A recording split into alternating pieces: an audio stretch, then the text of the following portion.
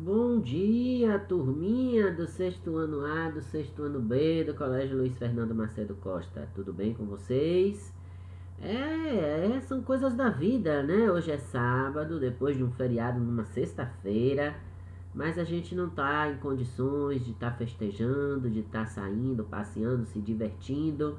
A gente precisa orar muito para que essa pandemia passe e a gente possa ter novos tempos, nova normalidade, nova vida em nossas vidas. É redundante, mas a ideia é essa de fato. Então hoje, apesar de ser depois do feriado de 2 de julho, da independência da Bahia, quase não sai, a gente está aqui se encontrando e o que eu pude fazer para evitar que vocês fiquem o final de semana depois do feriado todo aqui em frente ao computador foi proporcionar para vocês duas videoaulas, conforme a gente orientou no podcast da segunda-feira e conforme a gente conversou na aula de quarta-feira à tarde, que essa aula seria apenas para aqueles que tivessem feito a prova de recuperação, né, o teste de recuperação da aprendizagem. Então a nossa ideia é essa. Agora de manhã nós vamos fazer a correção do teste, ok? Então eu vou corrigir todas as questões, explicar uma por uma, nesses minutos que nós teremos de aula. E à tarde, nosso encontro será para divulgar o novo resultado de vocês, tá bom? Conforme o desempenho de vocês na nossa avaliação, a gente vai fazer a nova entrega de médias para a turma, porque de fato, desde quarta-feira nós já começamos a terceira, né? Melhor dizendo, a terceira unidade. Então já sabem, próxima unidade, não quero ver ninguém na recuperação. Porque aí se tiver algum feriado de novo, a gente vai fazer aula de sábado para ficar de castigo só aqueles que foram para recuperação. Então, pelo amor de Deus, vocês estudem, vocês se preparem melhor, observem mais os erros de vocês. Acho que é assim também, a gente está no processo de aprendizagem, né? Vocês estão conhecendo o Google Sala de Aula agora, então muitas coisas a gente até, vamos dizer assim, relevou para considerar. Mas eu não poderia deixar vocês perderem uma oportunidade de melhorar as notas de vocês. Tá certo? Então é por isso que a gente fez a recuperação. Ninguém precisa ficar com medo de que vai perder de ano, não. A gente ainda está na segunda unidade fechando, certo? Então ainda temos mais 4 unidades. Esse ano são 6 no estado, por causa da pandemia. Tá certo? Então vocês têm ainda muito chão pela frente até dezembro para melhorar as notas de vocês. Sempre cada unidade corresponde a 7 semanas, ok? Nós já estamos na terceira unidade, mas a gente ainda não começou para valer, ok? Então, por falar em começou para valer, vamos começar a nossa correção? Massa, vamos lá então. Então, gente, eu vou repetir porque vocês ainda estão, né, no início. Lembrem-se que conforme eu coloque as ordens das perguntas aqui, necessariamente essa ordem não foi a que apareceu no teste de vocês. Então, lembrem-se que o teste, ele coloca, o Google, na verdade, coloca as questões em ordem aleatória. E ele sai embaralhando tudo, tanto as questões quanto às respostas das questões. Então, pode ser que essa primeira questão que aparece aqui para mim não seja a primeira questão que tenha aparecido no teste de vocês, certo? Mas todas as 5 questões estarão aqui. Eu fiz diferente esse teste, já pensando a partir da 4ª unidade, na terceira ainda não vou mudar, que eu não coloquei o teste em porcentagem, valendo 100. Eu já coloquei logo ele com pontos, valendo 10. Porque 100% é o todo, né, gente? Então 100% equivale ao 10. Então eu coloquei cada questão valendo 2 pontos para somar os 10, tá certo? Ou seja, essa primeira questão de vocês aqui, ela tinha duas continhas para serem feitas. E essas continhas, cada uma, vamos dizer que tenha valido 1 ponto, porque essa questão valia 2, tá certo? Então aqui, ó, a gente tem a primeira questão, que é a letra A, certo? E nós temos a segunda questão, que é a letra B. Deixa eu mudar minha cor aqui. Pronto, letra B. Então nós tínhamos 2 continhas de somar para fazer. E aí era muito simples. Somava uma, então vamos lá, letra A. 1.231 mais 458. Então, lembrem-se sempre, ó, unidade embaixo de unidade, dezena embaixo de dezena, centena embaixo de centena, e nessa prova de recuperação apareceu esse milhar aqui. Então, não tem ninguém embaixo, né? Não precisa colocar o zero, mas aqui é como se tivesse um zero, tá certo? Lembrem-se sempre disso. E aí a gente vai somando parcela por parcela, né, dentro da sua respectiva casa. Vamos ver o que vai acontecer. 8 com mais 1 vai dar 9. 9 unidades. Tá aqui. Não tem problema nenhum. 5 dezenas mais 3 dezenas vai dar 8 dezenas. Também não teve problema nenhum. 4 mais 2 centenas. 4 centenas mais 2 centenas vai dar 6 centenas. Então, ó, eu vou botar o pontinho aqui bem miudinho, só para vocês identificarem. 1 mais 0 vai dar 1. Então, aqui ao todo eu tenho 1.689. Essa é a resposta da letra A. Então, por essa resposta, eu já elimino aqui a segunda, ó. Então, eu já sei que essa não é correta. E já elimino a última aqui, ó. Também já sei que essa não é correta. Ok? Então, eu já marco assim para não me atrapalhar. Vamos fazer a letra B agora. A letra B vai ser 567 mais 321. Então, ó, mais uma vez eu repito, gente. Unidade embaixo de unidade, dezena embaixo de dezena, centena embaixo de centena. Lembra do quadro valor de lugar? Imagina que cada número desse está dentro de um saquinho daquele. Quem tiver sapateira de porta em casa, aquelas que a gente pendura atrás da porta, cada saquinho daquele é como se fosse um buraco daquela sapateira. Às vezes a gente coloca o par de sandália havaiana, o par de Kenner, né, o par de Raider, o chinelo da mãe, da avó, do vô, não importa. Às vezes a gente coloca o par dentro daquele buraco, daquele saco ali, vamos dizer. Mas, na verdade, cada compartimento daquele é para você colocar um pé, vamos dizer assim, do par, tá certo? Então, a gente tem que estar muito atento a isso, porque essa ideia que a gente tem que usar lá para a sapateira, ela também vale aqui para as nossas contas matemáticas, tá bom? Então, aí, o que eu vou fazer aqui? Eu vou somar o 7 mais o 1, vai dar 8. Eu vou somar o 6 mais o 2, vai dar 8 também. E vou somar o 5 mais o 3, que também vai dar 8, ó. Então, às vezes a gente faz uma conta dessa quando o professor Evandro passa, e aí a gente acha que porque deu tudo 8 tá errado. E aí a gente vai, marca a outra alternativa aqui, e aí erra a questão. Então, a resposta certa é 888. Então, eu tinha que ticar aqui, ó.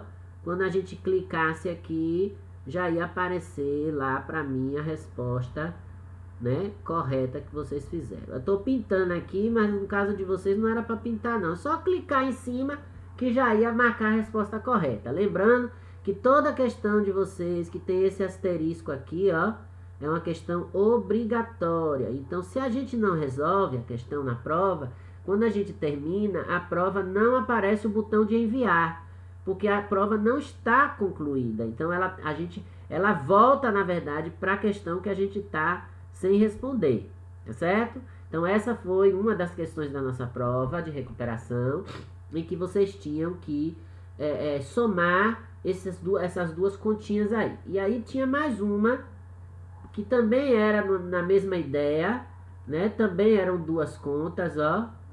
Uma letra A, uma letra B. Só que essa questão, ela tinha uma diferença. Ela precisava passar por aquele processo que a gente aprendeu, que é o que a gente chama de transformação de unidades, que a gente faz mentalmente, mas que a gente precisa entender por que a gente faz aquilo. Então, aqui, ó, vamos lá para a letra A. 1458 para somar com 348. e 5, ó. Então não preciso mais ficar dizendo, né? Unidade embaixo de unidade, dezena embaixo de dezena, centena embaixo de centena, milhar embaixo de milhar. Não tem nada aqui, mas a gente tá vendo ali, porque a gente tem visão de raio laser, visão de raio X. A gente tá vendo um zero aqui, ó. Olha o zero ali aparecendo, ó. Cheio de pontinho. Pois é, a gente tem que enxergar esse zero ali. Então vamos lá? Olha o que vai acontecer aqui nessa conta. 8 mais 5. Quando eu somo 8 com 5, vai dar 13. E 13 eu não posso colocar aqui embaixo. Por quê, gente? Porque só pode ficar um algarismo em cada casa. Então, entre o 1 e o 3, eu tenho que deixar o 3, que é a unidade. Então, aqui vai me sobrar 10, porque a resposta foi 13. Esses 10 aqui, essas 10 unidades, elas correspondem a uma dezena. Então, eu vou colocar, por isso que a gente coloca aquele 1 lá em cima, ó, que é esse 10 aqui, que a gente fez o quê? A gente transformou esses 10 unidades em uma dezena. É por isso que chama transformação de unidades. Então, quando a gente diz assim, 8 e 5, 13, vai 1, na verdade não vai para lugar nenhum, né? A gente aprendeu assim, é mais fácil para a gente dizer, mas a gente tem que entender que, na verdade, esse vai 1, o que ele significa? Ele significa que eu tive mais 10 unidades aqui que se transformaram numa dezena. Por isso que foi lá para cima, né? Para somar com 5 e dar 6. E o 6 somar com 4 e dar 10. Olha o que aconteceu. Mais uma vez 10. Eu não posso botar 10 aqui. Então eu pego aqui o 0, ó, que é o último número. Coloco ele aqui, porque ele vai precisar ocupar esse espaço. E esses 10 aqui, que eu não posso colocar aqui, esses 10 vai virar uma centena. Olha como é fácil a gente entender agora. E aí eu posso somar 4 com mais 1, 5, 5 com mais 3, 8. E aí o que acontece aqui, gente? Acontece aquilo que eu falei quando a gente estudou o assunto. Que o zero no meio, ele é muito importante, porque ele ocupa um espaço e empurra o outro número para frente, para aumentar o valor do outro. É como se ele fosse uma barriga que dá um cutucão na gente e joga a gente lá para longe. Ou então aquela piscina, né? Como é o nome daquele negócio? Aquele trampolim, aquela coisa que a gente bota nos aniversários para ficar pulando. Então, ó, esse zero, ele tem esse valor quando ele tá no meio ou no fim. Ele empurra o outro para frente para que o outro tenha mais valor. Quando a gente pula no trampolim, o que acontece com a outra pessoa que tá junto? Ela pula sem querer também, porque a gente tá botando força para que ele saia e tenha um impulso para sair do lugar. Então é por isso que esse zero ele tem que estar aqui. Não é o 10 que vai ficar aqui, porque não pode ser dois números. E nem é o 1. A gente sempre pega o último número, certo? Então ele ficou aqui o 0. O 1 se transformou em centena, que somou com 4 deu 5, somou com 3 deu 8. Não tem nada para transformar. Então 1 não soma com nada, vai dar 1 mesmo. Então, ó, 1803. Se a 1803 é a primeira resposta, eu vou descartar essa e vou descartar a última, certo? Eu sempre fiz prova de marcar assim, gente, porque eu acho mais fácil pra gente não se atrapalhar. Porque se por um acaso eu fizer a segunda conta e achar a resposta igual aqui, aí eu vou confundir. Então, quando eu já botei não aqui, agora eu só vou me preocupar com essas duas respostas aqui para ver se a resposta vai ser 1457 ou 1357. Então, eu vou aqui para a letra B. 567 mais 890. Então, ó, somando 7 com 0. Olha a importância do 0 aqui. Ele empurrou o 9 para frente. 7 com 0 dá 7. Então, se eu tenho 7 e somo nada, eu continuo com o que eu já tenho. A gente às vezes erra isso aqui. 7 com nada, nada. Não é 7 com nada, nada. A gente só pode ficar com nada quando a gente não tem nada. Então, se eu somar nada com nada, aí não dá nada. Mas se eu tenho 7, 7 com nada continua com 7. Ok? Não transformou nada. Agora, 9 com 6 vai dar 15. Eu não posso botar 15 aqui. Então, o que é que eu faço? O 5 fica aqui. Ó. E aí, essas 10 dezenas, porque estão aqui, ó, na segunda casa. Essas 10 dezenas viram uma centena. Olha como é fácil. Então, aqui eu vou ficar agora com 8 mais 5, 13. 13 com mais 1, 14. Aqui eu não vou precisar transformar mais, porque eu já estou na última casa. Então, ó, 1457. É essa alternativa aqui, ó. Então, letra certa, primeira aqui, ó, primeira. Lembrem-se que aqui o meu tá dando tudo primeiro, né?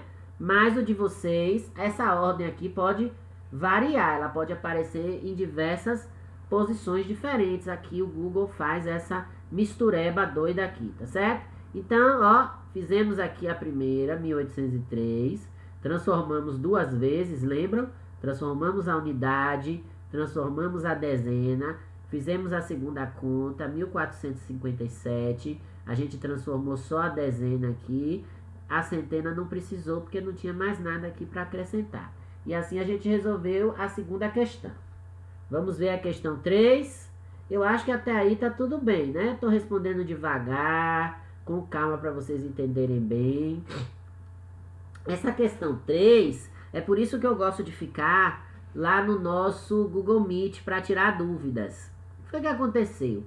Na nossa primeira prova, eu percebi que muita gente não prestou atenção quando eu disse só tem uma resposta correta. Então vocês têm que ler tudo. Aí muita gente errou essa questão aqui. Aí eu decidi fazer diferente. Eu fiz uma questão nessa prova de recuperação em que vocês podiam marcar quantas respostas quisessem. E não botei aquela, todas estão corretas e todas estão incorretas. Porque eu achei que ali vocês se atrapalharam demais. É por isso que eu escrevi assim, ó. Marque a ou as alternativa ou alternativas correta ou corretas. Então, podia ter uma, duas, três, quatro ou cinco alternativas corretas. Vocês iam pegar e iam ticar aqui as que vocês achavam que era certa, ok? Então, vamos ver?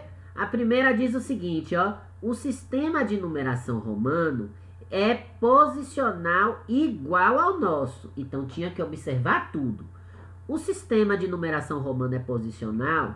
Primeiro, o que é posicional, professor? Posicional, gente, é aquilo que quando a gente troca a posição do algarismo, a gente troca o valor do número. Então, se eu tenho x, y, é uma coisa. Se eu tenho ix, é outra coisa. Certo? Ou, se eu tenho 14, é uma coisa. Se eu tenho 41, é outra coisa. Então, ó, quando eu troco a posição do algarismo, o x e o y no romano, o 1 e o 4 no nosso sistema, eu estou mudando a posição, estou mudando o valor. Então, é por isso que ele é posicional. Então, essa daqui, ó, é verdadeira. Tinha que marcar lá. Ok?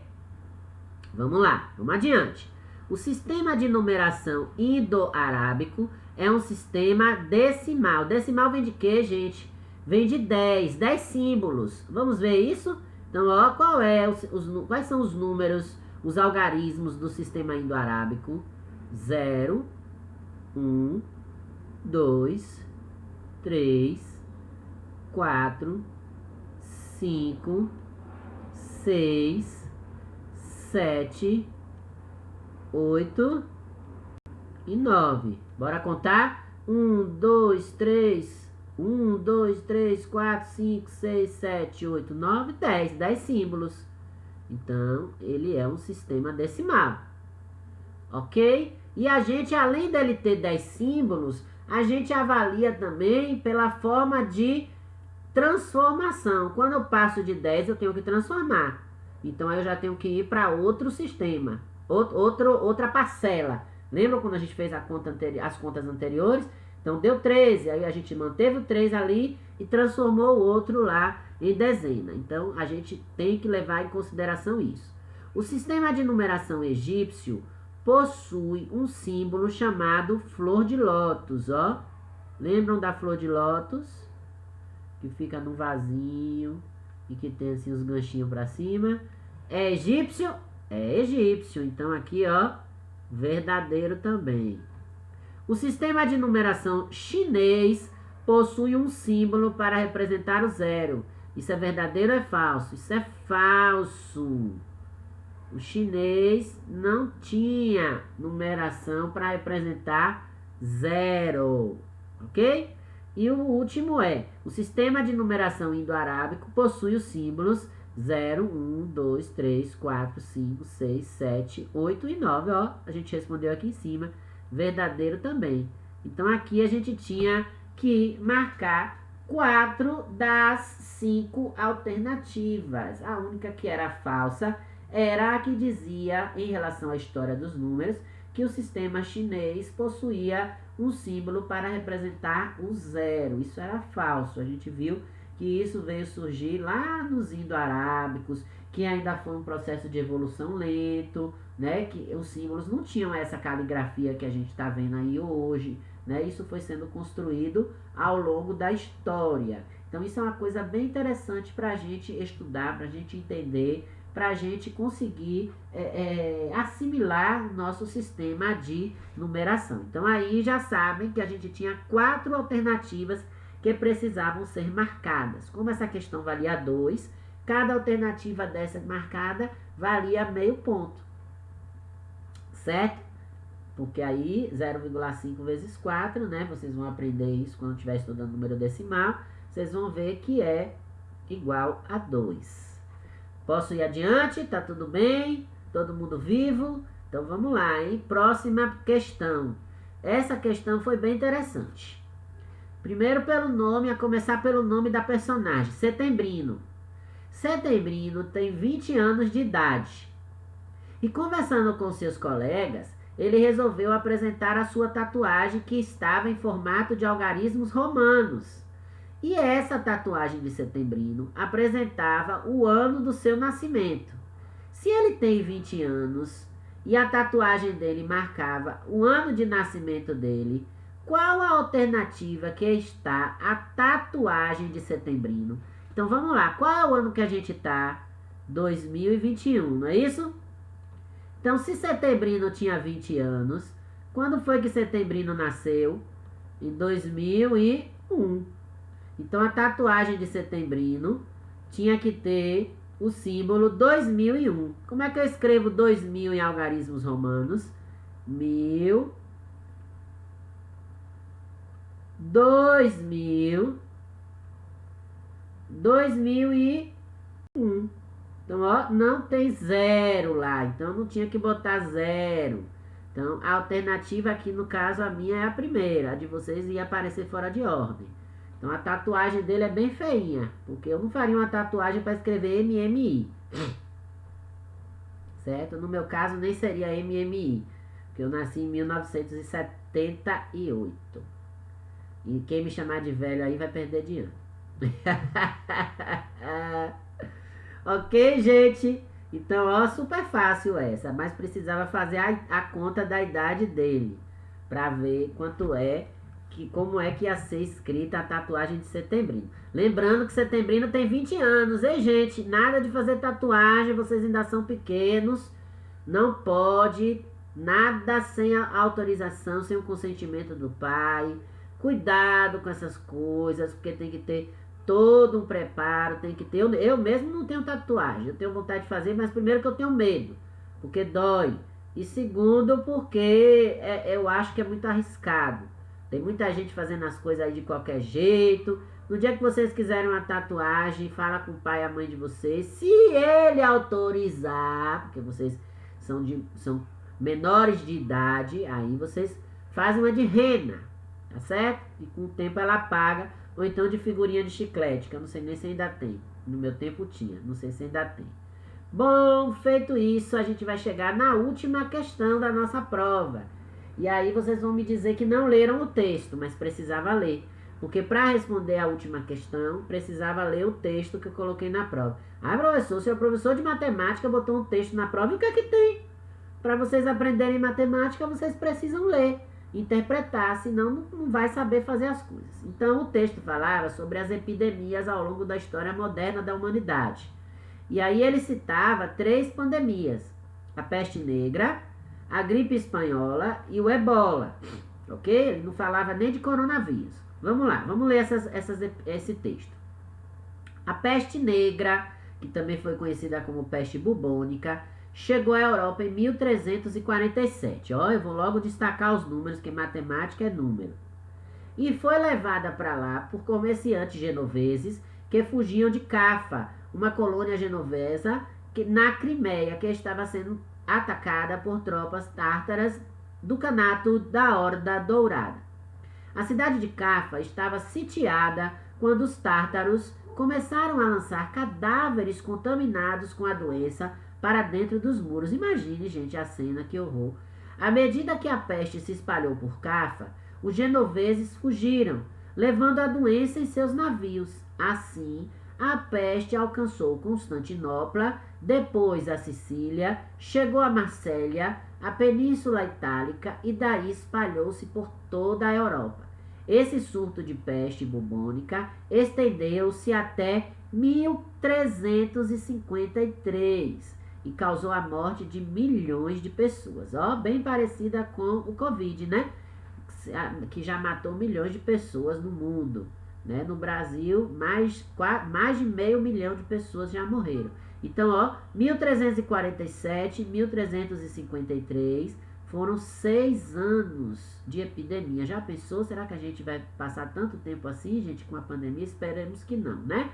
E aí, vamos ver agora a gripe espanhola. Vou trocar aqui a cor. Gripe espanhola. A doença surgiu no contexto da Primeira Guerra Mundial e aproveitou-se do grande deslocamento de soldados e das aglomerações causadas pela guerra para se disseminar pelo mundo. Houve 3 ondas de contágio. Vocês já ouviram essa palavra, né? Aqui na Covid. Primeira onda, estamos na primeira onda, estamos na segunda onda, ó. Então, a gripe espanhola, ela teve 3 ondas de contágio, que se estenderam de 1918 a 1919, ó. Essa já foi menos tempo, 2 anos. A segunda onda ficou conhecida como a de maior capacidade de contaminação e foi a mais mortal. A gripe espanhola espalhou-se por todos os continentes do planeta. Então, repare, a peste negra ou a peste bubônica, ela foi muito mais forte na Europa, né? Ela não se espalhou pelo mundo todo. Mas já a gripe espanhola, ela começou na Espanha, por isso que ela tem esse nome, mas ela se espalhou por todos os continentes do mundo. Então, e foi num período de guerra, né? Foi na Primeira Guerra Mundial. Vou trocar de cor de novo. Agora vamos para o ebola. Ebola vocês já ouviram falar. O ebola é uma doença grave, capaz de matar tanto seres humanos quanto primatas. Primatas a gente sabe, né? São os nossos primos macacos. Recentemente, entre 2013, ó como essa é mais recente, e 2016, causou um surto epidêmico em regiões da África Ocidental. Esse surto chamou a atenção da Organização Mundial de Saúde, OMS, e de muitos países. Alguns deles, inclusive, chegaram na época a decidir pelo fechamento de suas fronteiras para pessoas vindas daquela região. Observem que algumas situações aqui destacadas no texto têm muito a ver com a Covid, né? Esse negócio de fechamento de fronteiras, a gente já viu falar disso aqui em relação à Covid, a gente ouviu falar dessa coisa de ondas de contágio, né? E a gente viu falar também que da quantidade alta de pessoas que morreram, como foi no caso aqui da peste bubônica ou da peste negra. Ok, gente? Então, vamos ver o que as nossas questões trazem aqui de relação com esse texto. Marque qual alternativa que apresenta os séculos correspondentes às epidemias citadas no texto. Então, vamos lá. Vou pegar aqui os anos. 1347, 1353. Vou escrever aqui.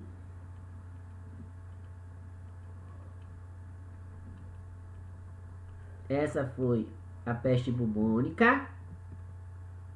A outra foi 1918, 1919. Que foi a espanhola. E por último, o Ebola, que foi 2013, 2016. 2013, 2016. E agora a gente vai formar aqui os nossos séculos, né? Lembram que a gente fez uma prova que a gente falou de século, que a gente nasceu no século 21. Então a gente tá aqui nesses anos, ó, 21 aqui. Por aqui a gente podia fazer, ó. Então se aqui é 21, 1900 só pode ser o quê? 20. E 1300 só pode ser o quê?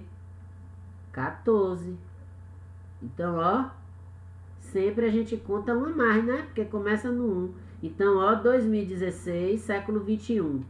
1900, século 20. 1300, século 14. Alternativa A. Ah, professor, mas é difícil isso. Não é difícil. Se vocês tivessem olhado só a última aqui, ó, com essa dica que eu dei, do ano de nascimento de vocês, vocês já saberiam que é a primeira, porque aqui eu botei 20 e aqui eu botei 22 e não tem nada aí, que a gente ainda nem chegou no século 22, então essa daqui já eliminava logo. E se a gente está no século 21, não poderia ser essa também, porque aqui está falando de 13, vocês poderiam confundir aqui, né? 13, 19 e 20, mas lembre-se sempre que a gente está no século 21, então também não seria essa. Então, ó, alternativa 1. Aí só fazia as contas para ver se as outras iam bater. Como aqui é 21 e aqui é 20, a outra só pode ser 14. É a primeira alternativa. Então eu quero lembrar vocês o seguinte, que nos meus exemplos aqui, sempre a gente marcou a primeira, à exceção daquele que a gente marcou várias respostas. Mas o de vocês, a ordem podia ser variada, ok, pessoal? Então até de tarde, hein? Que de tarde a gente vai divulgar a média de vocês. Deus abençoe, tchau, tchau!